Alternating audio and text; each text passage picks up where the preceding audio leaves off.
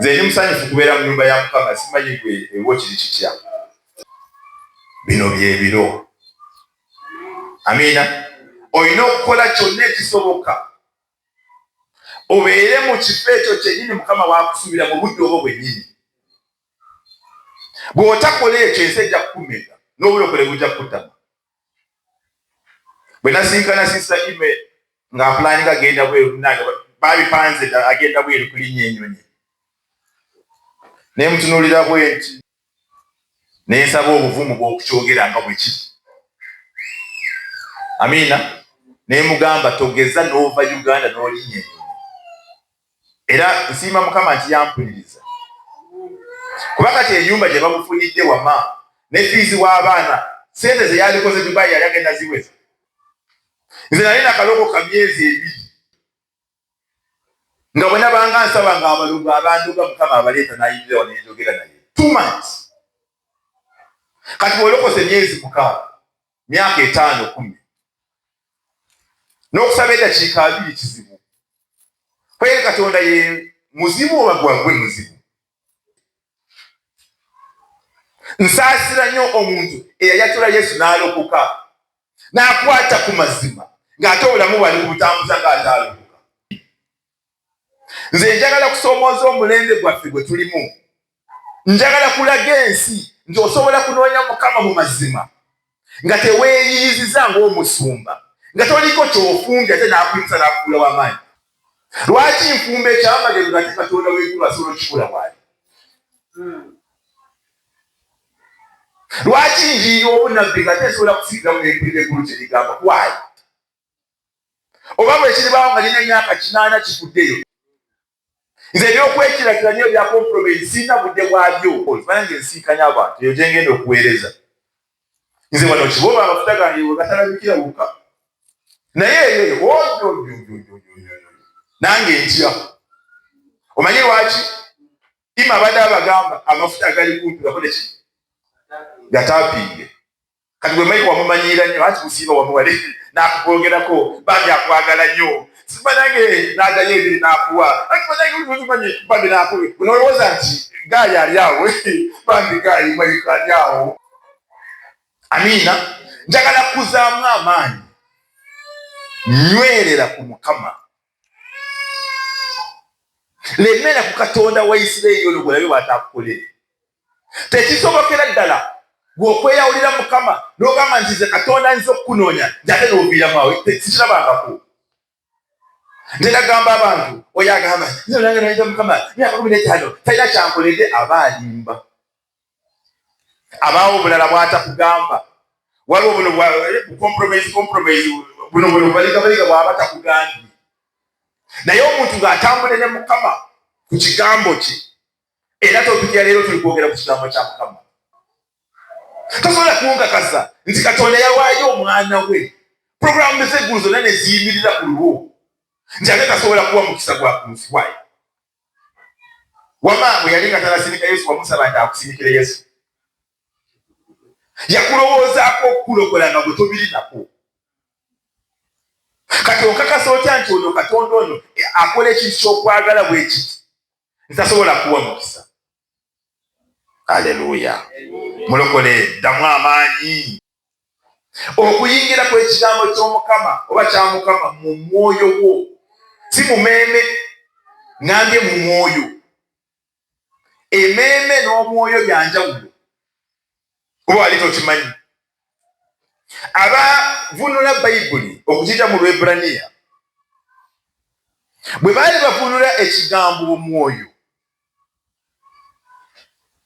Amiina. Baateekawo ebigambo bingi. Abalala baguyita mwoyo, abalala baguyita embuyaga, abalala ne bateekawo emeeme. Otegedde? Ne baleetawo engeri y'okubuzaabuza. Naye amazima gali nti emeeme eyo n'omwoyo tebifaanagana. Emeeme eyo kyeki? Emeeme eyo ebirowoozo byo. Kati nyinza okulowooza nti ndi kibooba oba ndi kisoowera kati nendowooza kisoowera ndaba waawe. Bw'oba olagirira omuntu agamba ndaba waawe, eyo meeme. Bw'oba olagiridde omuntu jangu eno kisoowera, bw'oba okyamye ku mukono waliwo amafuta aliwo n'agamba ndabawo, kati nkyamirawa ndabawo eyo meme. Amina. Ne bw'obanga weebase n'olota ng'oli Kampala ogwo mwoyo, kubanga omwoyo gwo guba gukuvuddemu kutambula. Ogwo gwe mwoyo gwennyini ogunaakuvaako ne guyingira eggulu oba geyeena okusinziira oba walokoka oba tewalokoka. Kati njagala kuleeta pointi eyo. Kati ekigambo kya Mukama okuyingira omwoyo gwo, kati kirengezaako okugamba Zabbuli 10:19 nti ekigambo kya Mukama kiyimiridde mu ggulu tekikyuka. Ayi Mukama, ekigambo kyo kinywevu mu ggulu kya mirembe gyonna. 10:19 tuli kwogera ku kigambo kya Mukama. Amiina. Kati ekigambo kya Mukama kino ekitudde mu ggulu okuvaayo ne kiyingira omwoyo gwo, wabaawo process gyengezaako okwogerako leero. Mukama ampe ekisa. Bw'okimanyi nti ensi y'omwoyo, please listen to me very carefully. Ensi y'omwoyo oba Sitaani oba Katonda, bw'ogenda India balina bakatonda basukka 6. Bw'ogenda China waliyo amadiini tosobola nakugabana lwakuba tegali ku TV, tebali kugamba. Bw'ogenda Japan, ayi Katonda wange. Naye buli ekintu kyonna ekyeyita Katonda mu nsi y'omwoyo kirina ekigambo. Waliwo ebiwandiiko bye bayita ekigambo. Amiina. Kye bakkirizaamu. Ate Abachina balina ebigambo Abazungu kye bayita the Chinese calligraphy. Bw'abanga anaasika amaanyi kugajja mu nsi y'omwoyo mu mizimu gye, tambula nange bulungi, akwata akaburashi n'atandika okuwandiika ennyukuta z'Ekichina ezo nga bw'ayogera. Amaanyi ne gava mu nsi y'omwoyo ne gamutuulako. Kati enkola eyo si ya mizimu gyokka, enkola ya nsi ya mwoyo. Ne bw'ojja eno mu Katonda, ekigambo kya Mukama gy'okoma okukisoma n'okyatula ne kiyingira emmeeme eyo ne kigifumita ate ne kituukira ddala mu mwoyo wo, ge maanyi g'ofuna. Ekigambo kya Mukama kino gy'okoma okukyatula, nkubuulira amazima, gy'okoma okukyatula ky'obalaba omuntu asaba ng'ayimiridde mu kigambo kya Mukama tomusobola. Sigamba nti kyawandiikibwa Mukama jjayo olunyiriri olwatule. Nkubulidde amazima. Imira mu kigambo kya Mukama oba tokirina muntu wakibikula Bayibuli yo. Gamba oti ayi Katonda wa Ibulayimu, Katonda wa Isaaka ne Yakobo, kubanga ebyo endagaano bye tulimu. Tuli bazzukulu ba Ibulayimu. Bayibuli egamba nti abo abayima mu kukkiriza be baana ba Ibulayimu, Bagalatiya 3:7. Kati yimirira ku ndagaano ogamba oti ayi Katonda wa Isirayiri, yimiridde ku kigambo kyo kubanga kyawandiikibwa kyatule. Yogera eby'ensonga yo olabe weetaakyuke. Waliwo nabbi yakoze statement byayogera ebiseera bikubikirizaamu naye kino yatogera ngamba omusajja ono mutuufu. Gamba nti omukristaayo wa wansi ennyo, omusamize bano ababuukira mu bbanga, ogwo olina okuba nga ovugana naye. Abo bayita nti bamaanyi atulakakeeka n'agenda mu bbanga, kati gwe eyakalokoka. Bw'oba otegedde ekigambo kya Mukama, oyo bw'oba osobola okugamba gwe guwaniro n'agwa wansi. Naye abalokolefe amaanyi ag'ewaffe tetugataddeeko buziba. Tetutegedde Mukama kye yakola mu ggulu. Twenyooma kubanga obulimba buyingidde ekkanisa ne bugamba nti alina amaanyi oyo ye gwe bayita papa, alina olubuto lunene ayambala suuti, okitegeera? Bamukubira ekifaananyi ye wa black ne mukazi wa brown, naye kasi wa brown yo yeerusa. Ne bamukubira ekifaananyi ayambala esu n'akola mu bwati. There is a man of God coming in town, n'azimba mu bwati. Nti oyo alina amaanyi yekka. Nkugambe zinatandika kulaba ebyamagero nga nakalokoka myezi bwezi. Abamu ndowooza mwalokoka bulungi, kye ndowooza nti. Kubanga ffe bwe twalokokera nga n'ekikomando kyange eri okukifuna. Ne woosula ojja mpolampola entebe okisulamu nga toyisuddemu kubanga akusuza naye akunyiigidde tolina kyokoze, olyawo mu katebe TV ogiraba nga atagiriiko ng'ebya ime byabadde atugamba ffe bwe twalokokera awo. kati bwe twalokoka nze kuwa experience yange ndabye ebintu bingi waliwo obujulizi bwesibwa ku bituuti naye nga kisinzira ku kigambo kya Mukama. Amiina. Kino ekigambo Bayibuli etugambye nti olede mu ggulu kitudde. Kakitegeeza nti gwalina okwesootinga n'ogenda mu layini yaakyo kubanga kyo kyawandiikibwa dda. Kati ng'Abachina bw'agamba ekigambo byabwe n'abiteekako ne kapulaasi okiwande awandiika ennyukuta emirundi 10 katakooyi ng'agyogerera. Naawe olina okwata ekigambo kya Mukama n'okisoma okutuusa bwe kinaayingira omutima gw'omunda eri. Bwe kimala okuyingira omwoyo ogw'omunda bw'oyimusa akamwako n'oyogera ensi egamba nti ono omusajja omukazi n'aliko Katonda. Essuula ya 13 olunyiriri 13 essuula 10:19 tetulimu eno tubale essomero 89 bikula Bayibuli mu maaso awo tubale kiriyo. Ebigambo byo nga biguliddwawo bireeta omusana nga bikoze eki biguliddwawo. Emmeeme eyo n'omwoyo gwo buli abyekugamba mulokole n'oyo ayagala kulokoka oba n'oyo ayagala eri obulokole. Emmeeme eyo n'omwoyo gwo wakati awo waliwo wankaaki. Kati geeti eyo okugulwawo kisinzira ku budde ki bw'omaze owamantira Mukama. Kisinzira ku maanyi ki g'otadde ku Katonda ono okumuteekako obwagazi. Okulowooza ku Mukama emmeeme eyo yeba erowooza. Amiina. Kati kyokoma ng'olowooza ku Mukama waliwo wankaaki wakati w'emmeeme yo n'omwoyo empatuka n'egulawo. Ekigambo kya Mukama ne kikuyingira mu ndeeri. Abamu kye kitambuza ekyo. Singa twategeera ebyama bino nze ndowooza abalokole twalibadde tufuga ensi eno. Ekigambo kya Katonda kiramu era kikozi. Okusinga buli kitala kyonna eky'obwogi obubi. Era kiyitamu n'okwawula ne kyawula obulamu n'omwoyo. Weebale nnyo. Ennyingo n'obusobyo. Komaawo. Nti ekigambo kino kireme okukuvanga mu kamwa ne mu birowoozo.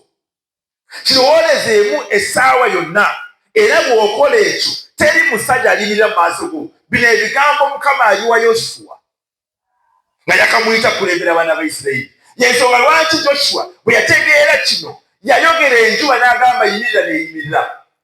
Ate Bayibuli egamba nti eggulu teriwuliranga ssaala ya mwana wa muntu n'obwawulira essaala ya Yoswa. It's in your Bible, in Joshua chapter 1. Waaliwo olutalo. Yoswa n'alaba olutalo nga lumutwala.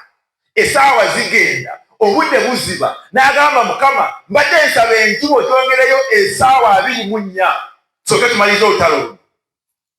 Yayogera ekigambo nga kiva eri mu mmeeme.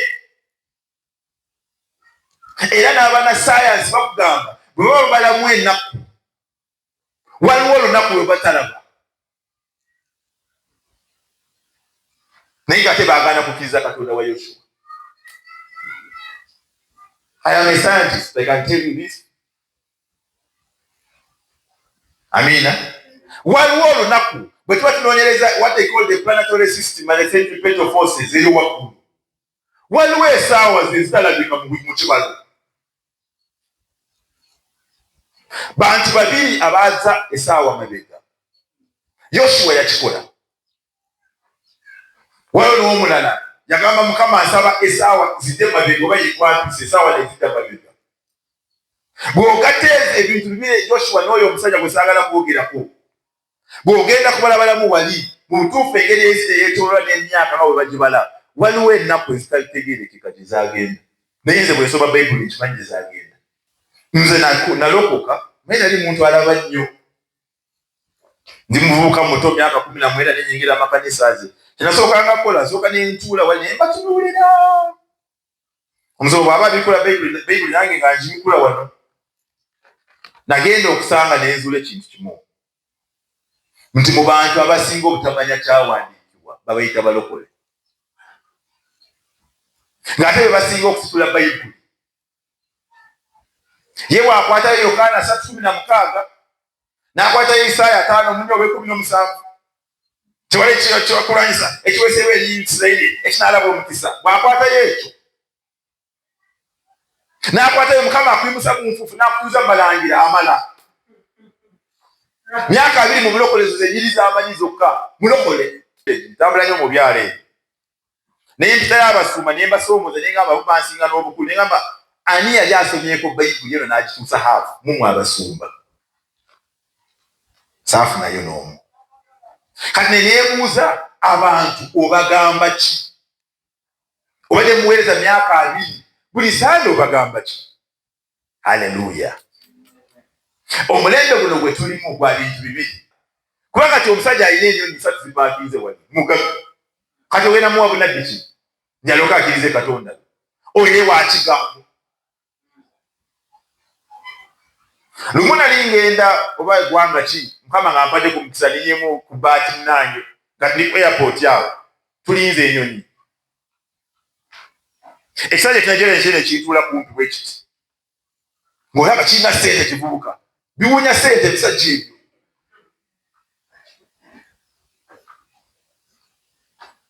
Ngeza kuwogeramu nakyo nga kyefuula bize nnyo kumpi nange n'enzira yange nga amanyi agandi sirina byakukola. Nange n'enzira yange ne nkola emirimu gyange. Ne tunywamu ekinywamu ne mugamba you work in a bank. How did you know? Ne ngamba you work in a bank and you are an IT specialist. How did you know that? Ne ngamba I serve a living God. I'm a man of God. Naye ekyaneewuunyisa, even when I read his life before him, tekyamusika kubanga kaasi. I'm a consultant. I work with so many banks, including the one called the World Bank, and that's why I'm so busy. I travel all the time. You see, we are busy. Hey, please meet you, sir. Nampe simuye saaji kuba kubanga nagenda okulaba oli ne bw'okikuba izo gamba who is this? Naye nga kyegezaako okulaga wano nti Katonda waffe omulembe gwe tulimu alina okuyimusa abantu ba type B. Omuntu eyajjula ekigambo kya Mukama mu mwoyo we munda eri n'eyajjula omwoyo omutukuvu ng'asobola okulabisa Katonda gw'ayogerako. Teri muntu gw'ojja kuwulira njiri n'alokoka nga bino bibiri tobitaddeeko maanyi. Dawudi yakitegeera n'agamba ekigambo kyo waliwo oluliro olugambe bwenzigulawo bwe kiguliddwawo. Abasajja ab'amaanyi be tusomako abangi baategeera kino. Ekirokola Sawulo lwakuba yali amaze emyaka ng'asoma endagaano enkadde ng'ali ku mateeka ga Musa. Eggulu bwe lyamulaba bwe liti ne ligamba ono emmeeme ye is open olw'ekigambo, kati mulage Yesu akiwulire mu mazima. Y'ensonga lwaki Pawulo ayimirira ku bakala n'Abafalisaayo ne bagamba timukuba amayinja kubanga teri argument gy'oleeta nga talina ansa yaayo. Amina. Kati naawe osobola kufuuka Sawulo w'omulembe gwammwe wa famire yammwe. Naye obuzibu bwe tulina ebintu bitwala easy. We are not serious with the word of God. Amen. And the reason I'm here is to challenge you to take this word of God as God himself. Because the Bible declares that he exalts his word even above his name. Nti asa ekitiibwa mu kigambo kye n'okusinga erinnya lye. Kati abangi tuli ku linnya lya Yesu awo tumazeewo emyaka naye ekigambo kye kigenze buziba ki? Bw'aba yagala kuwonya abantu asindika kigambo kye. Ne Yesu okujjawo naye ajja kwogera kigambo kye kitaasa omwana w'omuntu. Bwe baba baagala kusika amaanyi mu nsi y'omwoyo, abayini nabo balina ebigambo byabwe bye basoma. Emizimu ne giwulira ekigambo kyakyo nga bali gisoma ne givaayo ne gibakolera. Ensi y'omwoyo bwetyo bw'ekola.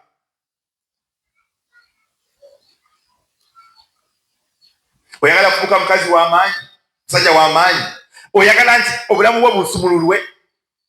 Va mu kugoberera abasumba, goberera ekigambo kya Mukama. Noonya ebyawandiikibwa, bisome. Era mwenyimusa y'abantu olengamba mpamu ennyiriri 5 oli mulokole ng'ozija mu mutwe ng'ozoogera nga bwe luli, tojja kufunayo.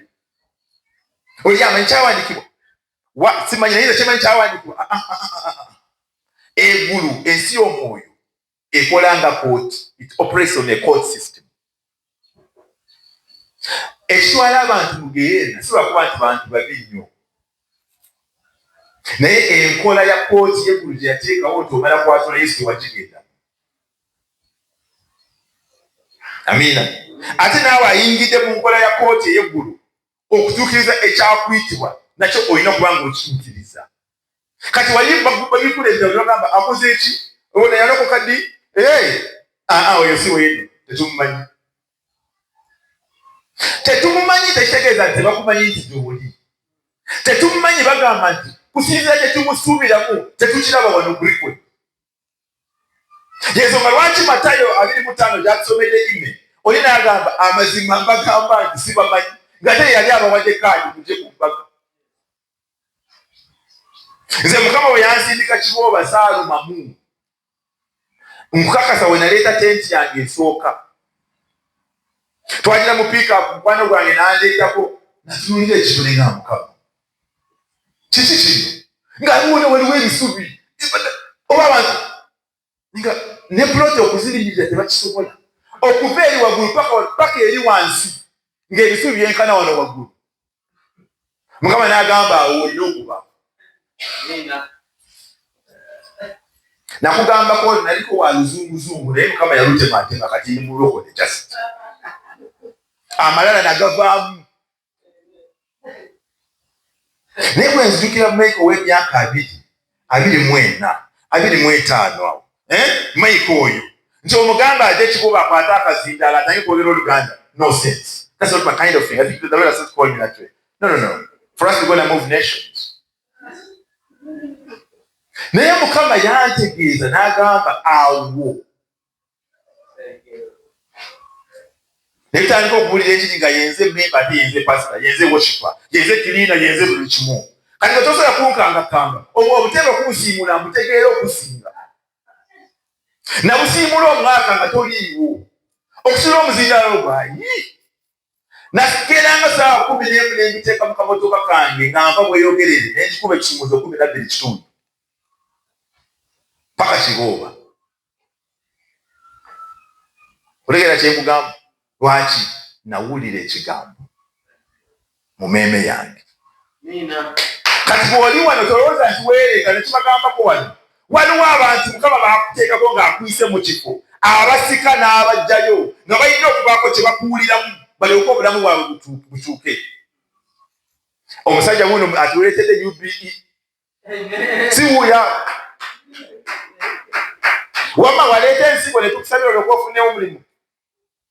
Waleeta ensigo. Waliwo obulimba obwo nti omusajja omuteekamu sente n'akusabira omanyi munange olina okuleeta amafuta. Let me tell you, oyo yenna katemba. Kkiriza ekigambo kya Mukama. Katonda ono akola. Amiina. Kati n'ekigambo Mukama njagala akuwa ekisa. Oyige engeri gy'ogulawo emmeeme eyo. Bannange mulokole ekigambo ekikuyingira mu mmeeme ove mu kubuzaabuza. Kyava mu ggulu nzose kulaga 119 verses 89. Nikyo kyatuula dda mu ggulu. Kati okujja wano ku nsi waliwo abasajja abaalungamizibwa omwoyo ne bakijja eri ne bakiteera mu Bayibuli.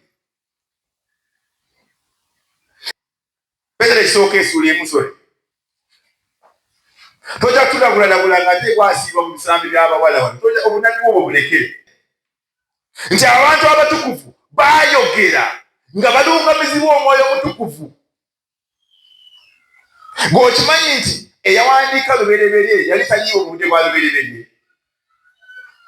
Ye kambabuuze ani yawandiika Lubereberye wamma? Who wrote the book of Genesis? Hilani? Moses. Mumukubire engalo. Moses yaliwo mu Lubereberye. Yamanya ate byaliwo mu Lubereberye. laba leo nga bwasiba face ayagala kutegeera. Musa awandiika ekitabo ky'olubereberye nga Katonda bwe yatonda ensi. Myaka mingi mu maaso yafuna okwolesebwa, Mukama n'amuzaayo n'amugamba wandiika bino wamanga. Wandiika bino wamanga ng'abijjawa ku Namulondo y'eggulu. Kati bino ebyawandiikibwa bye tulina bino nkubuulira mazima maanyi. Kitegeera kye nkugamba? Y'ensonga lwaki bw'ogenda mu Timoseewo 2 ekyokubiri essula 3:16 Bayibuli egamba etya nti buli kigambo ky'olaba mu Bayibuli kyavaayo olw'okulungamibwa Omwoyo Mutukuvu. Bikula Bayibuli owo. Timoseewo ekyokubiri essula 3:16 nkulage wano kyengezaako okugamba. Thank you Jesus. Etya buli ekyawandiikibwa kirina okulungamya kwa Katonda era kigasa olw'okuyigiriza nga bwe tuli kuyiga wano, olw'okunenyanga, olw'okutereezanga, olw'okubuulira okuli mu butuukirivu. Nti ekigambo kye tusoma kino si bigambo bugambo, kyava ku Namulondo. Tumusoose okulaba nti ekigambo ky'Omukama kinywevu mu ggulu ate kya mirembe gyonna. 10:19 tetusomye wamu. Ne tujja ne nkugamba mu lunyiriri lwa 13 Dawudi agamba nti okuyingira kw'ekigambo kyo kuleeta ekitangaala ate ne kuleeta okutegeera. Kati ekigambo ekyo ne tugenda wansi ne nkulaga ne ngamba nti ekigambo ekyo kyava ku Namulondo. Omwoyo Mutukuvu n'akirungamya ne kiyingira kye tuyita Bayibuli. Kati ekigambo ekyo obona nga osika amaanyi okuva ku Namulondo ya Katonda olina okukiyimirirako nnyo n'okyogera. Okimanyi nti waliwo abantu nga si balokole naye akwata ne yeesiba ku Zabbuli n'akisoma ate n'alaba ebintu nga bikola. Okimanyi nti amagye ga Amerika bwe gaba gagenda kulumba olutalo okutta abantu basoma Zabbuli 91. Wali okimanyi egyo eddamba ne babateera wali Zabbuli ne bagyatula emirundi egiwerako. Kamanda n'agamba aya songa mbere. It is true. Enjawulo eri ku balokole n'abantu abategeera eby'omwoyo Saidi eri nti bali babiteekamu amaanyi obinoonyereza. Ffe tukoma ku Mukama yeebaze. Brother ayambadde engato ki? Tulina mu bigambo okusinga ekigambo. We speak more vanity than we speak the reality of God. Ebigambo.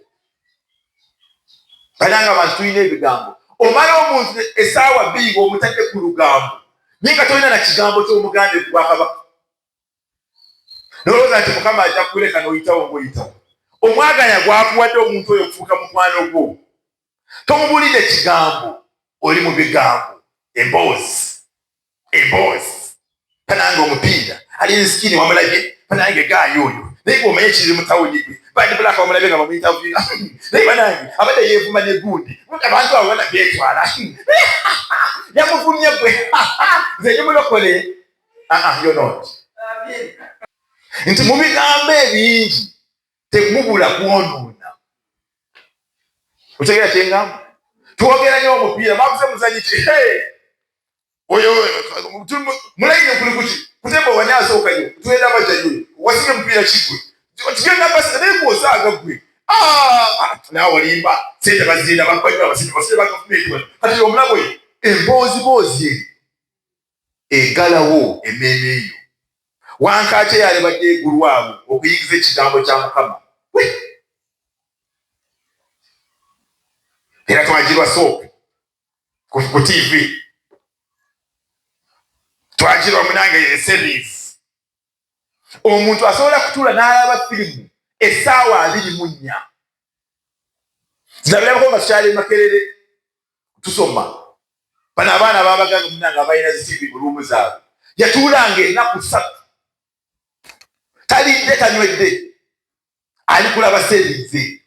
And you think that is normal?